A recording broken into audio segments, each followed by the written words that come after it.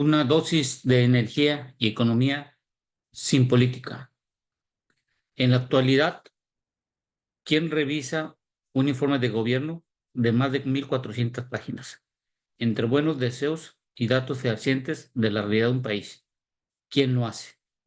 El informe nos da una visión exacta de la realidad en México y sobre todo a lo que falta por hacer ante los cambios abruptos que han ocurrido en las últimas 2 décadas de este siglo XXI. La población ha pasado de 126 a 132 millones de mexicanos, un crecimiento de 6 millones de personas a un promedio de alrededor de 1 millón en forma anualizada. El 78% del total de la población vive en zonas urbanas y solo el 22% en las residencias en la parte rural. En 2018 eran del 23% y esto ocasionó una reducción del 1% en cuanto a la parte rural. Las personas mayores de 65 años representaban en el 2018 el 7% de la población y al 2024 pasó al 8% y la tendencia es al alza. La tasa de natalidad es de 1.9 y la esperanza de vida de 75 años. El país, a partir de 2050, será con una gran mayoría de personas adultas y con ello requerirá una mayor cantidad de recursos para pensiones y salud. La tasa que mide el número de personas que migran anualmente de México al extranjero por cada 1,000 habitantes en ese mismo año ha mantenido alrededor de 2.7. En 2024 se esperan que entre 340 a 350,000 seres humanos salgan a buscar una mejor calidad de vida. Esto representa del total de nacidos en este año en un 38% de personas que emigran. Las remesas se han incrementado de 31 a 63 mil millones de dólares en forma anualizada en los últimos 6 años.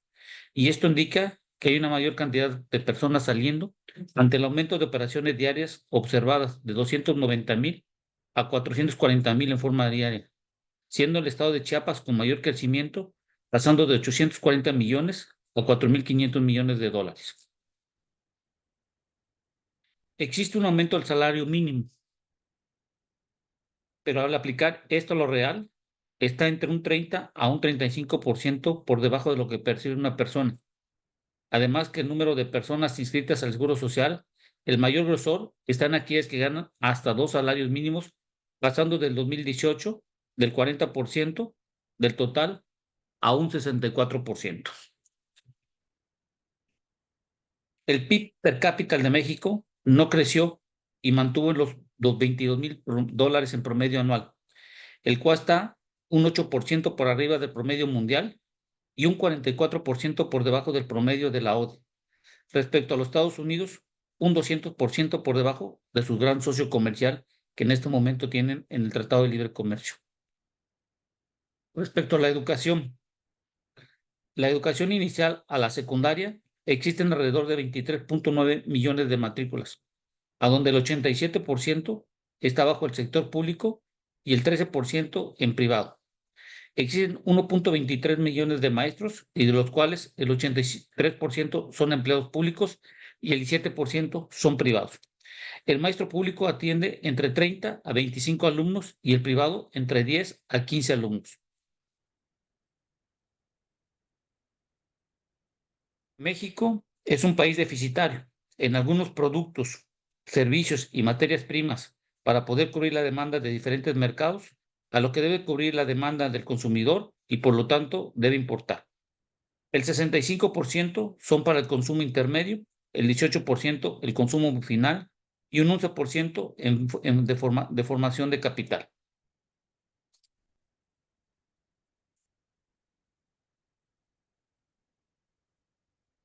El país, ¿cómo exporta? El 83% proviene del sector manufacturero, el 5% petrolero, 3% agrícolas y 2% mineras. Recordando que del total del exportado, el 85% es destinado a los socios comerciales del TEMEC, a donde existe una balanza positiva. Y por lo tanto, lo que tenemos que ver que en el 2026 El TEMEC es parte fundamental de las negociaciones para poder continuar y tener un crecimiento en este país. Respecto a la inversión extranjera directa, del 2018 al 2023, está contraída en un 56% referente a la nueva, un 100% de incremento a la reinversión de utilidades y una reducción del 51% en las cuentas entre compañías. El 50% de la inversión es realizado en la industria de la transformación. Estados Unidos, el de mayor inversión extranjera directa, entre un 35 y 40% respecto al total. Y este 2024 España ha desinvertido en más de 200 millones de dólares.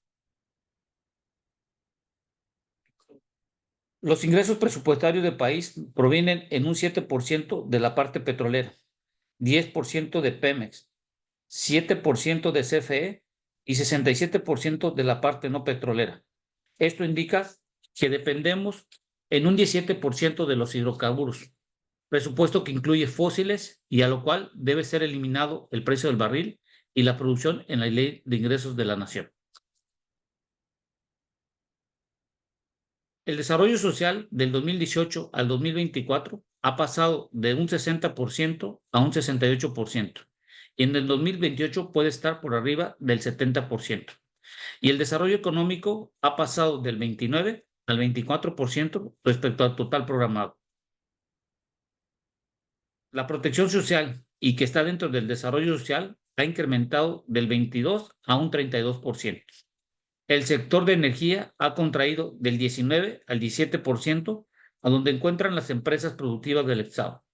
La educación ha contraído en un 2% y la salud solo ha incrementado en 1%.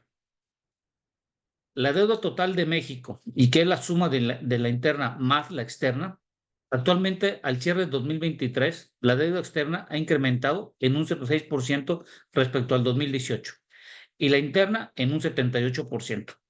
Al cierre de 2023, la deuda neta total era de 14.86 billones y a junio del 2024 pasó a los 16.14, un incremento de 1.28 billones en 6 meses.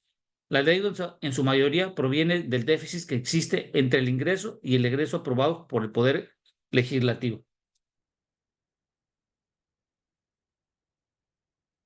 En 2018 circulaban entre billetes y monedas alrededor de 1.67 billones de pesos y a junio del 2024 es de 2.99 billones, un incremento de 1.3 billones, un aumento del 80%. Esto pudiera influir en la inflación en el corto y en el mediano plazo. Respecto a la transición energética soberana, denominada TES, está basado en instalar paneles fotovoltaicos, baterías de almacenamiento, electrolizadores, pilas de combustible, motores eléctricos, robots industriales, turbinas y equipos de generación geotermoeléctrica. Pero no hay un plan de largo plazo para dejar el uso de los combustibles fósiles en toda la cadena y que es utilizada para la productividad interna bruta del país. México depende de los hidrocarburos para sus ingresos y poder lograr la autosuficiencia de combustible refinando petróleo crudo y con reservas del tipo 1P, existe una probabilidad de extracción de 8.4 años, pero dependerá en volumen extraído en la superficie de incrementar los factores de recuperación, debido a que hoy están en promedio en aguas someras en un 30% y en tierra del 23%. México no será autosuficiente en combustibles. ¿Por qué? Debido a que Deer Park envía entre el 10 al 12% del total de su producción. Actualmente llegan entre 23 a 25 mil barriles diarios y solo cubre el 2% de la demanda. Se requiere enviar el 100% de la producción y que las 6 refinerías operen por arriba del 75% de utilización respecto a su capacidad instalada y que actualmente está en un 58%. La demanda de gasolina en México fluctúa entre 820 mil barriles. Pemex en el 2018, del total que comercializaba y distribuía, el 26% lo producía y el 74% importaba, teniendo un 90% del mercado. Pero para el 2024, al mes de junio, producía al 54% e importaba el 46%. Pero su participación del mercado está en el 78%. Y lo que respecta al diésel, la demanda es de 400,000 barriles. En el 2018 tenía Pemex un 33% produciendo, 67% importaba y una participación del 80% del mercado. Pero ya para el año 2024 a junio solo produce el 55% e importa el 45%, cubriendo en un 70% la demanda en el mercado.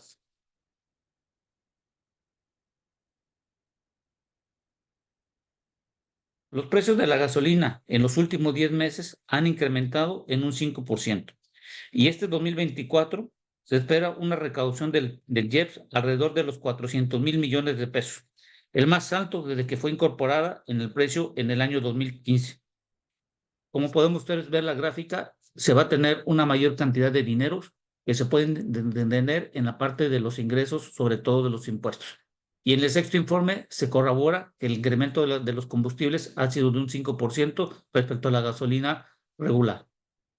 Hoy en México, la gasolina, diésel y turbonísina genera alrededor del 40 a 50,000 toneladas diarias de dióxido de carbono a la atmósfera en México.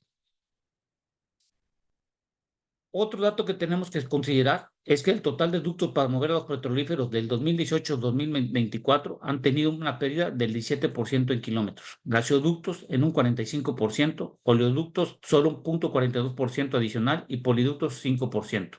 La reducción de ductos para mover el gas deriva de que el Senagas fueron transferidos varios ramales para ser parte del sistema nacional, de los que tenía Pemex. El problema de México en el mercado eléctrico no refiere a la capacidad instalada para generar electricidad entre CFE y privados. México produce en un 80% con combustibles fósiles y 20% con energías limpias. Existe la forma de cómo cubrir a la demanda de generación de energía y hoy depende mucho el mercado de la inversión e infraestructura de las redes. En el 2018 al 2024, la parte de líneas de transmisión solo creció en un 4% y la distribución en un 7%.